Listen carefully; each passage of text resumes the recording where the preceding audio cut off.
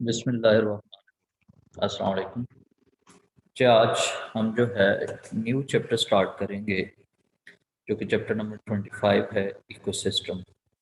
जब तक हमारी ये ऑनलाइन क्लासेस चल रही हैं तो हम ये लास्ट वाले जो चैप्टर हैं ये रीडिंग वाले और इजी चैप्टर्स हैं, हम इनको जो है वो कंप्लीट करेंगे। और जब हमारी क्लासेस रिज्यूम बैक होंगी तो जहाँ से हमने छोड़ा था, जो पीछे वाले चैप्टर हैं वो डिफ़िकल्ट चैप्टर्स हैं, तो हम वहाँ से उसको दोबारा से वहीं से कंटिन्यू करें। इस वजह से क्योंकि डिफरेंट क्लासेस के अंदर डिफरेंट टॉपिक्स चल रहे थे, तो इस वजह से हम अब एक न्यू चैप्टर जो है वो वहाँ से स्टार्ट करेंगे। और ये हमारा चैप्टर नंबर 25 है, इको सिस्टम। इको सिस्टम जो है बेटे, इसके बारे में हम पहले भी पढ़ चुके हैं। यहाँ पे जो इंट्रोडक्शन है इसके अंदर कुछ बेसिक डेफिनेशन जो हैं वो दी गई हैं, वो हम देखते हैं। आप लोगों ने फर्स्ट ईयर के अंदर जो चैप्टर 1 था वहाँ पे भी कुछ टर्म्स जो थी वो पढ़ी थी। जैसे कि आप लोगों ने वहाँ पे पॉपुलेशन का एक लेवल पढ़ा था, इंडिविजुअल का एक लेवल था कि जो पूरा एक ऑर्गेनिज्म होता है उसे हम इंडिविजुअल कहते हैं। फिर उससे आगे आपने ये देखा था कि अगर एक ही किस्म की स्पीशीज, एक ही किस्म के ऑर्गेनिज्म जो किसी एक ख़ास स्पीशीज से ताल्लुक़ रखते हैं और वो एक ही ख़ास जगह के ऊपर पाए जा रहे हों, एक ही ख़ास टाइम के अंदर, सेम प्लेस सेम टाइम, तो उनको और सेम स्पीशीज, उनको हमने पॉपुलेशन का नाम दिया था। फिर हमने कहा था कि बेटे अगर मुख्तलिफ पॉपुलेशन जो हैं वो आपस में मिल जाती हैं किसी एक जगह के ऊपर, अब एक ही पॉपुलेशन तो ज़रूरी नहीं कि रह रही हो, तो वो मुख्तलिफ पॉपुलेशन जब आपस में इंटरेक्ट करती हैं तो उसको हमने बेटे नाम दे दिया था कम्युनिटी का। और फिर हमने आगे कहा था कि अगर हम कम्युनिटी जो है उसको अंदर फर्दर अगर मुख्तलिफ डिफरेंट किस्म की कम्युनिटी जो है उसके अंदर लिविंग और नॉन लिविंग पार्ट्स दोनों को अगर हम इकट्ठा स्टडी करें तो उसे हम इको सिस्टम कहते हैं। तो यहाँ पे भी जो इसका ये वर्ड जो है इकोसिस्टम, उसकी उसने एटमोलॉजी बताई है कि ये कहाँ से लिया गया है बेटे। The term ecology comes from Greek word, और उस ग्रीक वर्ड का कौन सा है जी, ओइकोस। ओइकोस जो है बेटे इसका मतलब क्या है, मीनिंग क्या है, द फैमिली, हाउस होल्ड। अब फैमिली जो है या इसका लफ्जी मतलब हम देखें, ये घर जो है उसके अंदर आप जाते हैं तो उसके अंदर बेटे लिविंग चीज़ें भी हैं, घर वाले भी हैं, कुछ एनिमल रखे हुए हैं, हैन रखे हुए हैं, मुर्गियां हैं, कुछ लोगों ने घरों के अंदर पेट्स रखे होते हैं, कैट्स हैं, डॉग हैं, कोई भी चीज़। और इसके साथ साथ वहाँ पे नॉन लिविंग चीज़ें भी जो है बेटे घर के अंदर प्रेजेंट होती हैं, जैसे कि मुख्तलिफ चारपाई हैं, चेयर्स हैं, बेड हैं। ये सारा जो हमारी चीज़ें, तो हाउस होल्ड के अंदर जो है वो सारी चीज़ें आ जाती हैं, फैमिली भी आ जाती है और वहाँ पे घर के अंदर मौजूद चीज़ें जो हैं वो भी आ जाती हैं। तो इकोसिस्टम का लफ्ज़ी मतलब यही है कि बेटे जिसके अंदर लिविंग और नॉन लिविंग दोनों चीज़ें पाई जाए। तो हम देखेंगे कि इकोसिस्टम के अंदर हम दोनों चीज़ों को स्टडी करते हैं कि लिविंग चीज़ें और वहाँ पे मौजूद जो नॉन लिविंग है उनका आपस में क्या रिलेशनशिप है, वो कैसे एक दूसरे के साथ इंटरेक्ट करते हैं। इस कंबाइंड स्टडी को बेटे हम नाम दे देते हैं इको सिस्टम। लॉगी का मीन आप लोगों ने पहले भी पढ़ा हुआ, मीनिंग द स्टडी ऑफ, किसी चीज़ को स्टडी करना। ये वाली जो टर्म है इकोस जो है, इसको फर्स्ट टाइम जो है बेटे एक साइंटिस्ट था अर्नेस्ट हैकल, 1866 के अंदर, ये चैप्टर 7 के अंदर भी जब हमने प्रोटिस्टा वाला के अंदर पढ़ा था वहां पे भी हमने साइंटिस्ट का रोल देखा था। तो अर्नेस्ट हैकल जो है ये एक जूलॉजिस्ट था, जर्मन का रहने वाला था। इसने पहली दफ़ा इस टर्म को इस्तेमाल किया था, तो इसने वर्ड यूज़ किया, term originally was coined by पहली दफ़ा, सिक्का जैसे होता है किसी चीज़ का, तो ये इसने पहली दफ़ा इसने इस्तेमाल किया था इस टर्म को 1861। और उसने इसको वर्ड को नाम दिया था, he called it ecologic, ecologic, and defined it as, और इसको उसने कैसे बेटा डिफाइन किया था, स्टडी ऑफ रिलेशनशिप, ये रिलेशनशिप की तल्लक की स्टडी है ऑफ एनिमल्स, जो लिविंग ऑर्गेनिज्म है, टू देयर एनवायरनमेंट, अपने एनवायरनमेंट के साथ। कि ऑर्गेनिज्म अपने एनवायरनमेंट के साथ कैसे रहते हैं, एनवायरनमेंट उनको कैसे इफेक्ट करता है, वो एनवायरनमेंट के ऊपर क्या असरअंदाज होते हैं, इन दोनों चीज़ों के जो रिलेशनशिप है दोनों के दरमियान में, उसकी स्टडी को हम इकोलॉजिक या इकोसिस्टम जो है वो कहते हैं। अब जो बेटे एनवायरनमेंट होता है, उसे हम कहते हैं कि जो हमारे इर्द गिर्द चीज़ें हैं वो हमारा मिलके एनवायरनमेंट बनाती हैं। अब इसके अंदर सिर्फ फिजिकल चीज़ें ही नहीं हैं, जैसे वाटर है, एयर है, वेदर है, वहाँ का क्लाइमेट है, सिर्फ यही चीज़ें एनवायरनमेंट के अंदर शामिल नहीं होती, बल्कि दूसरे लिविंग ऑर्गेनिज्म भी जो है उसका हिस्सा होते हैं। जैसे प्लांट हैं, एनिमल हैं, तो एक जगह के ऊपर एक अकेला एनिमल तो नहीं रह रहा, उसके इर्द गिर्द और भी एनिमल होंगे, वहाँ पे डिफरेंट ग्रासेस होंगी, प्लांट्स होंगे। तो ये सारी चीज़ें मिलके कुछ भी, खा वो लिविंग हो नॉन लिविंग हो, जो भी उसकी सराउंडिंग में प्रेजेंट है, वो बेटे मिलके उसका क्या बना देते हैं, इन्वायरमेंट। तो यही इसने यहाँ पे डिस्कस किया है कि environment includes not only the physical, physical का मतलब नॉन लिविंग से यहाँ मुराद लेगा, what also the biological condition. बेटे इसके साथ साथ कौन सी चीज़ शामिल होगी, बायोलॉजिकल कंडीशन भी इसके अंदर शामिल होगी, under which an organism live, जहाँ पे कोई ऑर्गेनिज्म जो है वो रहता है, जब वो कंडीशन जिनके अंदर कोई ऑर्गेनिज्म अपनी जिंदगी गुजारता है। रिलेशनशिप इंक्लूड्स, इस रिलेशनशिप के अंदर इंट्रैक्शन होगा with the physical world and the members of other species and the same species। एक ऑर्गेनिज्म जो है, जो इंडिविजुअल जिसको हम कंसिडर करते हैं, आप खुद को इमेजिन कर लें, तो आपका जो अपने मुआशरे के अंदर, सोसाइटी के अंदर जो इंटरेक्शन है, आप अपने जैसे लोगों के साथ भी आपका इंटरेक्शन है कि दूसरे इंसानों के साथ भी आपका इंटरेक्शन है। दूसरी स्पीशीज के जो एनिमल हैं, जैसे मुख्तलिफ डॉग है, कैट है, हेयर है, डियर है, इसी तरह से कौ है, बैफलो है, इन तमाम चीज़ों के साथ हमारा इंटरेक्शन रहता है, दूसरी स्पीशीज के मेंबर्स के साथ भी, इसी तरह से प्लांट के साथ भी आपका इंटरेक्शन है। तो एक अपने आप को अगर हम कंसिडर करें, हमारे इर्द गिर्द जितनी भी चीज़ों से हमारा बेटे रिलेशनशिप है, उसको हम यहाँ पे स्टडी कर सकते हैं इकोसिस्टम। तो रिलेशनशिप इंक्लूड्स, वो कहता है इस रिलेशनशिप के अंदर कौन कौन सी चीज़ें शामिल होंगी। एक तो इंटरेक्शन है विद फिजिकल, फिजिकल वर्ल्ड के साथ, जैसे हमारा इंटरेक्शन होता है एयर के साथ, वेदर के साथ, वाटर के साथ, तो ये इन कंडीशंस के साथ भी हो सकता है। And with the members of other species, दूसरी स्पीशीज के जो मेंबर्स हैं उनके साथ भी इंटरेक्शन हो सकता है।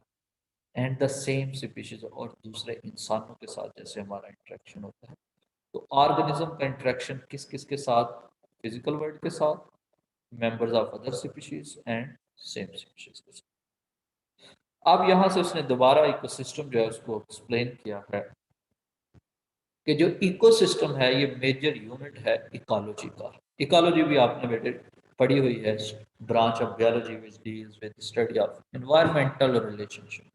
जो एनवायरमेंट का जो रिलेशनशिप है लिविंग ऑर्गेनिज्म के दरमियान, उसको स्टडी करें, तो कहता है उसका जो मेजर यूनिट है उस इकोलॉजी को पढ़ने के लिए, जो सबसे बड़ी यूनिट हम स्टडी करते हैं वो क्या है बेटे, वो है हमारा इको सिस्टम।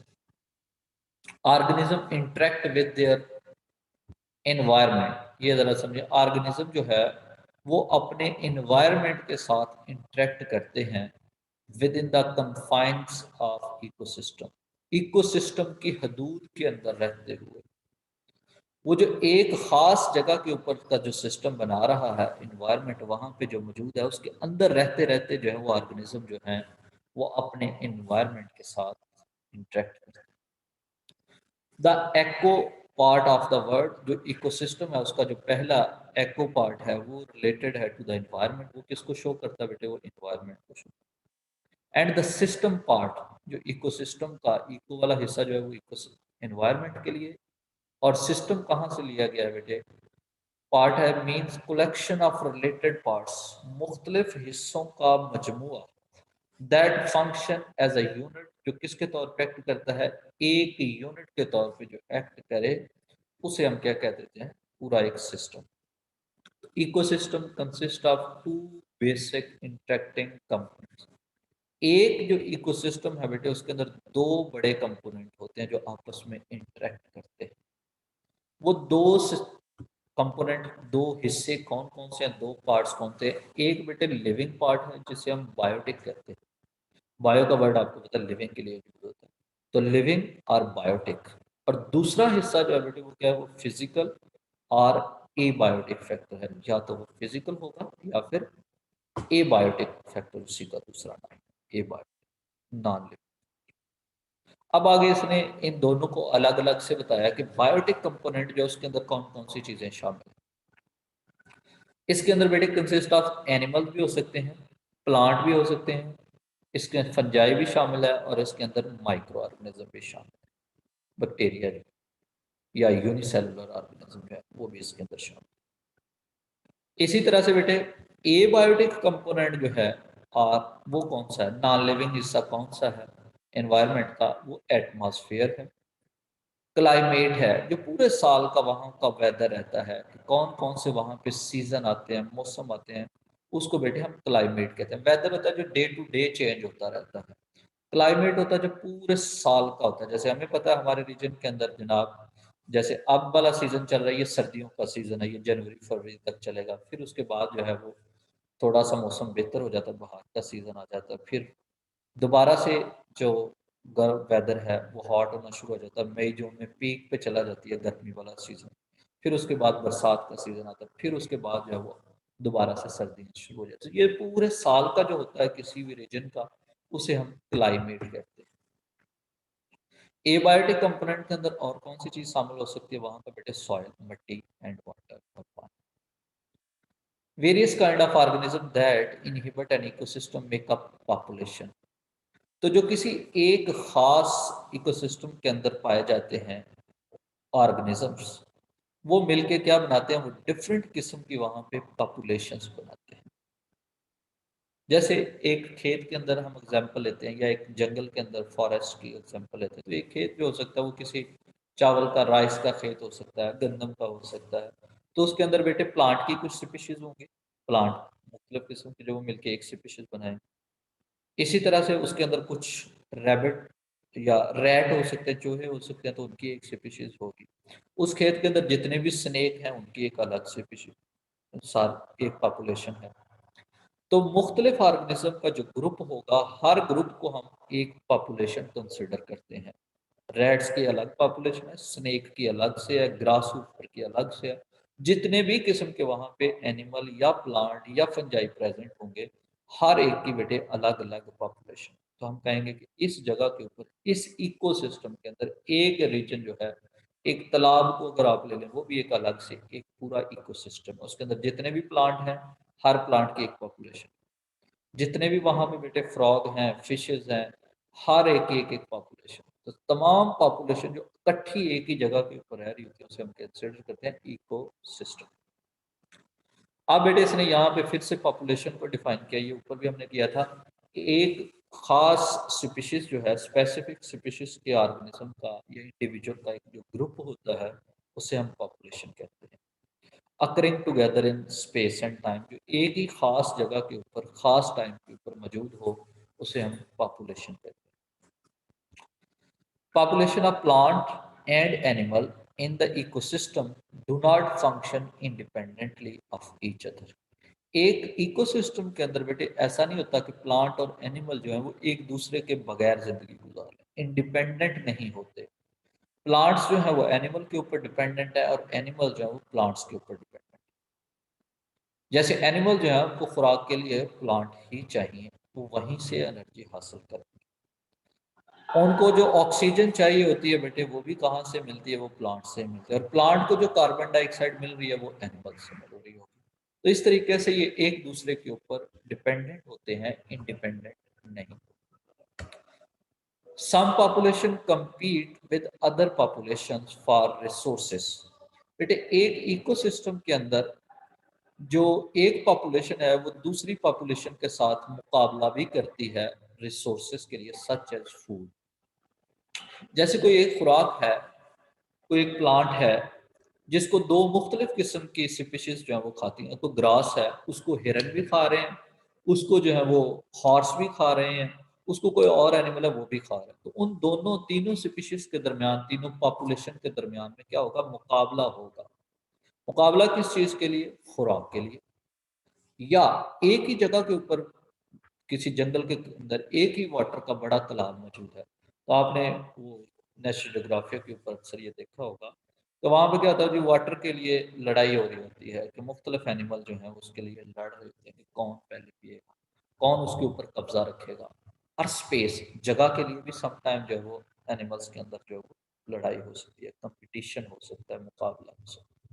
तो पॉपुलेशन जो है वो दूसरी पॉपुलेशन के साथ बेटे क्या करती हैं, compete करती हैं, किसके लिए? फॉर रिसोर्सेज के लिए। और वो रिसोर्सेज क्या हो सकते हैं? फूड, वाटर और स्पेस। इन सम केसेस, कुछ केसेस के अंदर क्या होता है, one population is the food resource for another. कई जगहों पे तो बेटे ऐसा होता है कि एक पॉपुलेशन दूसरी के लिए खुराक का काम कर रही होती है। जैसे छोटे जो कीड़े हैं, ग्रास ऊपर है, ग्रास ऊपर जो है वो घास को खाता है, ग्रास ऊपर को आगे फ्रॉग खा जाता है। अब फ्रॉग जो है वो फूड रिसोर्स है किसके लिए? स्नेक के लिए। स्नेक आगे फ्रॉग को खा जाता है। तो एक पॉपुलेशन जो है वो दूसरी के लिए रिसोर्स भी हो सकती है, फूड का जरिया भी हो सकती है, फूड रिसोर्स भी हो सकती है। तो टू पॉपुलेशंस में म्यूचुअली बेनिफिट ईच अदर। ऐसा भी हो सकता है कि दो स्पीशीज मिलजुल कर रहती हैं, दो पॉपुलेशन।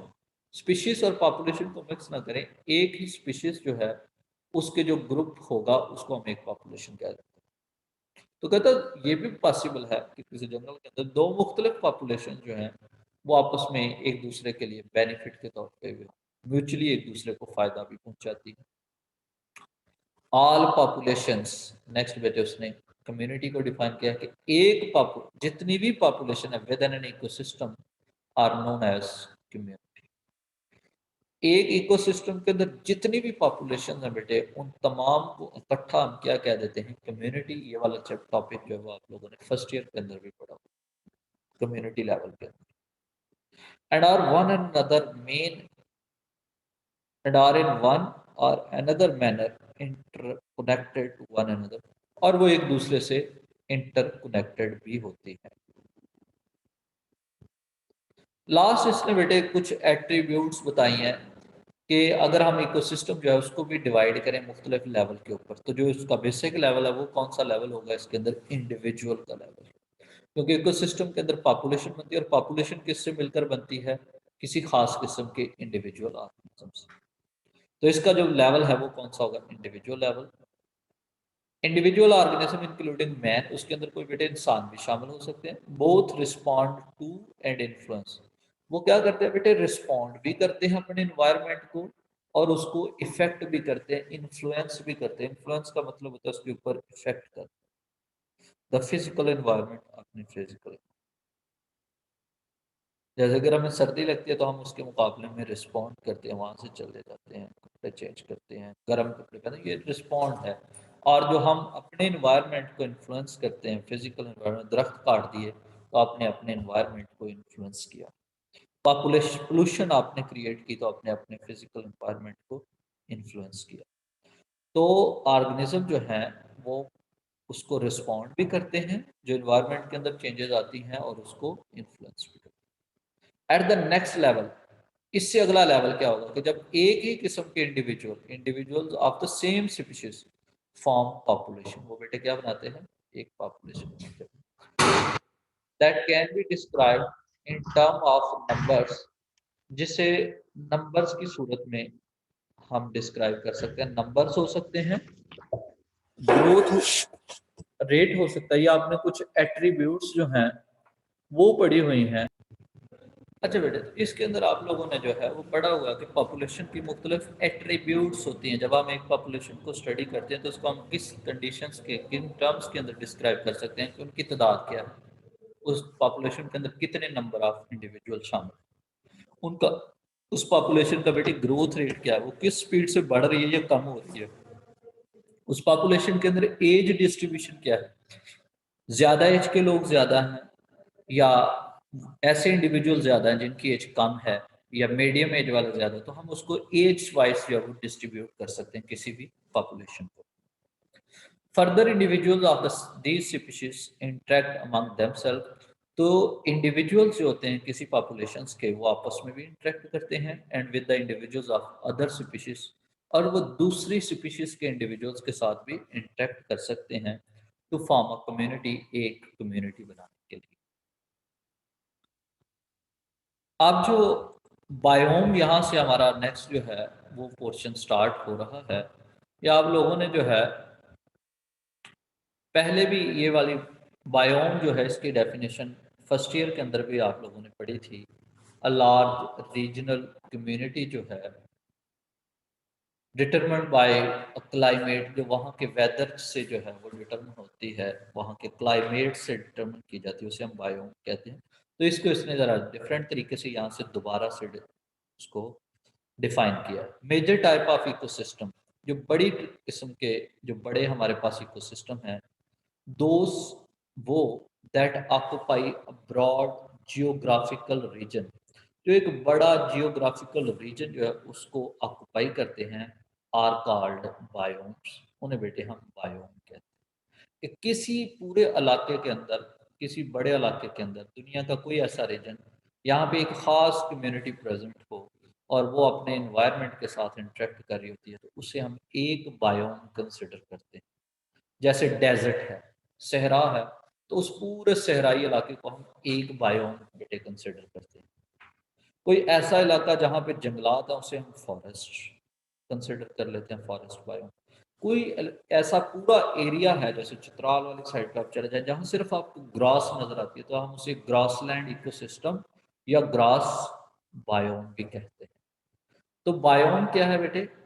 कि एक इकोसिस्टम है जो किसी दुनिया के बड़े हिस्से के ऊपर मौजूद हो, जिसने दुनिया का एक बड़ा हिस्सा जो है उसे ऑक्यूपाई किया हो, उसे हम क्या कहते हैं? एक बायोम। आगे उसने बताया ईच बायोम, हर बायोम जो है कंसिस्ट ऑफ, वो किससे मिलकर बना होगा? बायोम बेटे बड़ी इकोसिस्टम को ही बायोम वो कह रहे हैं। तो अब उस इकोसिस्टम के अंदर कौन सी चीज है? Combination of plants, animal in the fully developed climax community. बेटे कम्युनिटी जब शुरू वाले स्टेजेस पे होती है तो हम कह रहे हैं ये अभी डेवलप हो रही है। जब कम्युनिटी अपनी पीक के ऊपर पहुंच जाती है कि उसके अंदर पॉपुलेशन की तादाद बहुत ज़्यादा हो जाती है, तो हम कहते हैं अब ये क्लाइमैक्स, क्लाइमैक्स कहते हैं उसका पीक के ऊपर पहुंच जाना। तो ऐसी कम्युनिटी को हम कहते हैं कि ये कौन सी कम्युनिटी है? ये क्लाइमैक्स कम्युनिटी। तो कहता है किसी जो पीक के ऊपर पहुंची हुई हो कम्युनिटी, जिसके अंदर इंडिविजुअल्स की तादाद, पॉपुलेशंस की तादाद काफ़ी ज़्यादा हो, फुली डिवेल्प्ड, जैसे पूरा जंगल हो, उसे हम क्लाइमैक्स कम्युनिटी कह सकते हैं। तो उसके अंदर जो मौजूद एनिमल होंगे, प्लांट्स होंगे, लिविंग नॉन लिविंग, तमाम का जो कम्बिनेशन है उसे हम बेटे क्या कहते हैं? Biomes. And is characterised by, और उसकी, उसे कैसे, उसकी खसूसियात क्या होंगी? बाई यूनिफॉर्म लाइफ, वहाँ पे यूनिफॉर्म लाइफ होगी। फॉर्म ऑफ वेजिटेशंस, वहाँ पे मुख्तलिफ किस्म के जो वेजिटेशंस हैं, प्लांट्स हैं, सच एज ग्रासेस और कोनिफेरस ट्रीज, या फिर बड़े दरख्त भी हो सकते हैं, कोनिफर्स जिनको हम कहते हैं, जैसे पहाड़ों के ऊपर लंबे दरख्त। सम मेजर टेरेस्ट्रियल बायोम्स और फॉरेस्ट, कुछ बड़े टेरेस्ट्रियल बायोम जो है वो कौन कौन से हैं बेटे? वो फॉरेस्ट भी हैं, जंगलात, ग्रासलैंड है जहाँ पे सिर्फ ग्रासेस ग्रो करती हैं, एंड डेजर्ट्स जो सहरा। अब सहरा के अंदर भी बेटे प्लांट्स होते हैं, मुख्तलिफ किस्म के एनिमल होते हैं, तो वो भी मिलके एक डेजर्ट इकोसिस्टम बनाते हैं, या उसे हम डेजर्ट बायोम भी कहते हैं। Combined the biomes of earth, कहता है बेटे पूरी दुनिया के ऊपर जितने भी इकोसिस्टम हैं या जितने भी बायोम्स हैं, अगर हम उनको इकट्ठा कर लें तो वो क्या बनाते हैं? फॉर्म द प्लानिटरी इकोसिस्टम, वो पूरे इस प्लैनेट का इकोसिस्टम बनाते हैं। कि पूरा जो हमारा प्लैनेट है, अर्थ जो है, उसके ऊपर जितने भी इकोसिस्टम्स हैं, जितने भी बायोम्स हैं, जितने भी कम्युनिटीज हैं, सबको अगर हम इकट्ठा कर लें तो उसको हम क्या नाम देंगे? Planetary ecosystem. यहाँ से आगे बेटे हमारा नेक्स्ट टॉपिक जो है वो स्टार्ट होता है बायोस्फीयर। तो वो हम नेक्स्ट लेक्चर में उसको कंटिन्यू करेंगे। यहाँ तक ही काफ़ी है। Thank you. अल्लाह हाफिज़।